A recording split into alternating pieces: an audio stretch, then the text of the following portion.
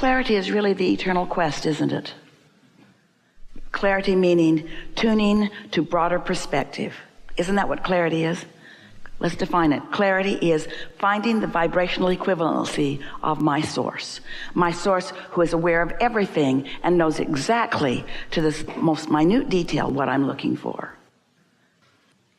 Beliefs do dilute, but they have value too. So let's not condemn beliefs. Let's appreciate the clarity of desire that they've produced, and then try to soften them so they stay out of the way so that you can see what they've produced. Isn't that a nice way of looking at that? Here's the thing. Trying to push anything aside just makes it stronger. There's a war against drugs and a war against cancer and a war against and a war against, and they're all getting bigger. Haven't you noticed? Every time somebody wages a war, it gets bigger. So, rather than push against it, rather than try to push it out of the way, instead, look for the clarity that it has produced. We want to give you a little story here because we hear this from a lot of you who have come to a certain place of clarity, and of course you still want more. You always will. It's an eternal quest, evolution.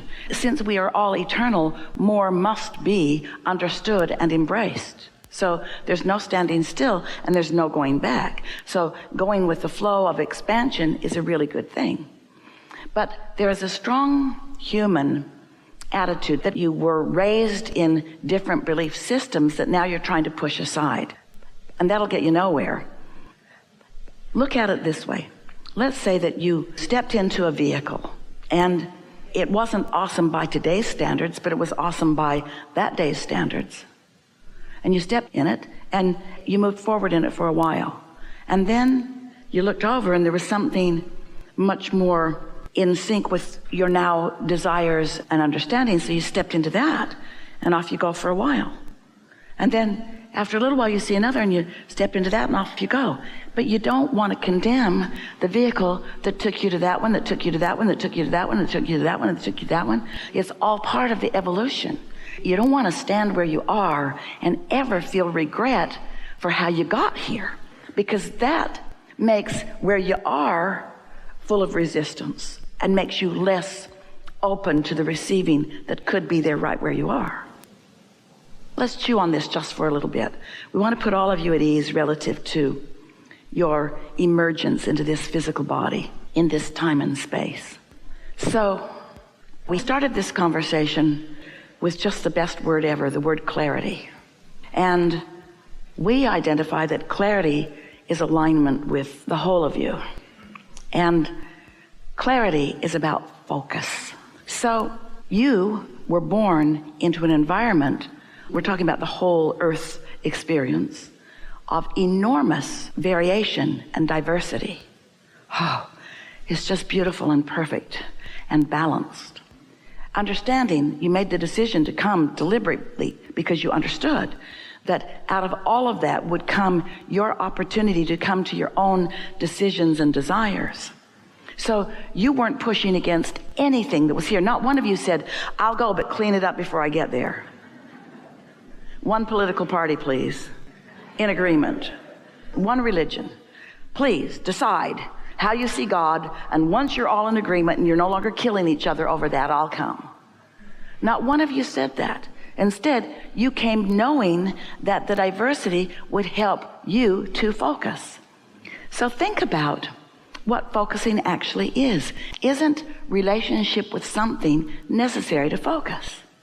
If you came into this room and it was a room that was completely devoid of light, while with your other senses, you may be able to find your way to some extent. Isn't it nice that you could use your eyes to focus? Isn't it nice that you have some relationship with your chair?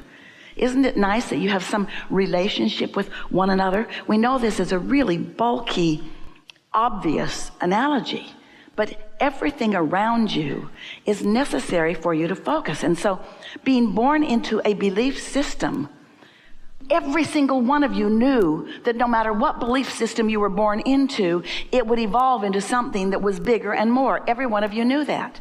And not one of you came into this body making war with any belief systems that existed. That's why you came in such diversity into so many different belief systems. There is a belief system that goes across the board with humanity that serves you and yet doesn't serve you, that we like to talk about all day, every day. And that's the belief system that you all have in your infatuation with, you're more than infatuated with it. You so embrace now reality. What is now has so much of your attention that you hold yourself back from the creation that you've already put into your vortex. There's the you who is under the influence of the whole of who you are, and there's the you who may be influenced by other humans who are insecure. And what we're saying to you is, even if you were born into an environment of insecurity where they sought to control you and it was fear-mongering and they warned you against all kinds of things, still there was value in the focus that provided for you, because out of that was born clarity of who you really are and lots of impulses from your inner being. And so believing in yourself, when you say that, what we mean by that is getting a whiff of what your inner being, the total you, really knows about this. And when that happens, when you really hook up with who you really are, you don't feel one bit of impulse to push against one bit of anyone. When you're really tuned into who you are, it's only their assets and their positive aspects that your inner being ever focuses upon. That's the big benefit of your inner being. We're going to say something to you, and you're going to repeat it, and when you do, we're going to deny it. No, we won't deny it. But we want to get your attention with this, and so we're going to say something. Esther's already formulated the words for it, so here they come. You're here doing the dirty work. You're here to experience the contrast. Your inner being isn't. You are here experiencing contrast and giving birth to what is preferred, and your inner being turns undivided attention to what is preferred. So when you say believe in yourself, we want to say more than believing. There's hoping, which is pretty good. There's doubting, which feels terrible. There's hoping, which feels better. There's believing, which feels even better, and there's knowing, which feels even better. When you know what your inner being knows, now you're standing strong and stable. And when you know, when you're tuned in with your inner being, you don't need to push against anything because you don't fear its intrusion into your experience. You only fear intrusion when you're misunderstanding. It's attraction, it's attraction, it's attraction, it's attraction. There is no assertion. It's attraction, it's attraction, it's attraction, it's attraction, it's attraction. Esther has a global entry card, and it expired a few days ago. But before that, she got onto the website to renew it. And her friend and brilliant IT person guided her through. She did everything the way he had just done it. He had just done it an hour before. She got it all done. And now she's waiting for the card to come, but it doesn't come. It hasn't come. His did. Everyone else's did. Where's her card? Stuck in cyberspace? Is she on a watch list somewhere? Why is her card not coming? Well, the card matters to her because it's TSA pre-check. It takes her through the airport so much more easily. And there's 6 months leeway. There's nothing urgent about it, but still, she's uneasy that she doesn't have that card in her hot little hand. She wants it and doesn't have it. She wants it and doesn't have it. So she feels insecure that she doesn't have it. A little insecurity that she doesn't have it. Even though there's 6 months leeway and nothing to worry about, and it certainly is coming, and it doesn't matter why it hasn't. In fact, maybe it hasn't for the benefit of this exposure to this experience. So she gets to the airport and goes to the Southwest check-in. She really likes those guys.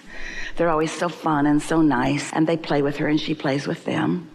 And so she hands her her envelope and off she goes.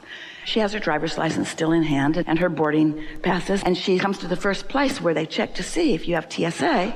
And she's really on the move because she always just holds it, and she's amazed how well they can see. that they're able to always see that she is TSA pre-check while she's in motion. And she always says, you've got really good eyes, as she swings past them. So she's swinging past this guy, and he says, hold it, wait. You don't have TSA pre-check. And Esther said, yes, I do. He said, no, you don't. And Esther looked, and she didn't. And she said, well, where's the flyby lane? And he said, I don't know what you're even talking about. You'll have to go back to the... She said, I always get it. And he said, well, not today. And her greatest fear has come to pass. She has to get in that long line. She looked down. Wasn't even her name on the boarding pass. Wasn't a long walk back. She went back. She said, hey, you guys gave me somebody else's boarding pass. And she checked, and they'd checked the luggage correctly. And someone else's boarding pass had just been in the printer. And he said, I am so sorry. And Esther said, it wasn't your fault. She knew. She knew. It's attraction. It's attraction. It's attraction. It's attraction. It's attraction. It's attraction. She's worried about that, and she got it. And people who she knows well did it to her. No. She didn't try to explain all of that. Well, you see, there's this law of attraction thing, and you're just a cooperative component to my fear, and I've been worried about this, and so you tapped into my vibration, and you were inspired by your inner being to make what looks like a mistake but was really divine intervention to put me in a position of understanding that I get what I think about. This is the most wonderful thing about what we get to teach you or to interact with you about. There is not a shred of evidence to the contrary of anything that we speak. So it's not hard to trust it once you allow yourself to meditate and raise your vibration and then receive that guidance.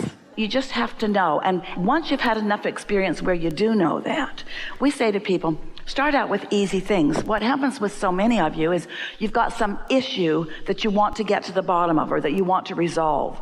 But because it's an issue, you've thought a lot about it. And you've thought a lot about it from your awareness that it isn't what you want. So without even meaning to, you've got all this resistance on this issue, and then you want to start with that issue to gain your trust. Well, that's the last issue you should start with to gain your trust, because it's the hardest issue to start with to regain your trust. You've practiced. The subject of money is a hard one because you've practiced not having enough. And so what it really comes down to is you are lovers. You love. That's who you are. And anything less than that is not who you are. But you know what's so interesting? Wherever you stand, you often believe you are right. And even if you don't feel love, you still think you're right. You think you're right, but you're not in sync with source, so you don't feel love. And so it's not paying off for you because you're missing some important elements. You can't be in hate or anger or frustration or doubt and be practicing alignment. You can only be in love and appreciation and positive expectation and fun and lightheartedness, you see. When something happens and you're able to make the correlation between what you've been expecting and what comes, a lot of people who are not tuned in, tapped in, turned on, they can't get past your expectation. So your expectation evokes from people. In other words, that's what the law of attraction is. It's attraction, it's attraction, it's attraction. So you get what you think about, which means you come to trust those outcomes. But it's only when you factor in your alignment factor that you really have your ability to deliberately create. Nice to know, isn't it? Yeah.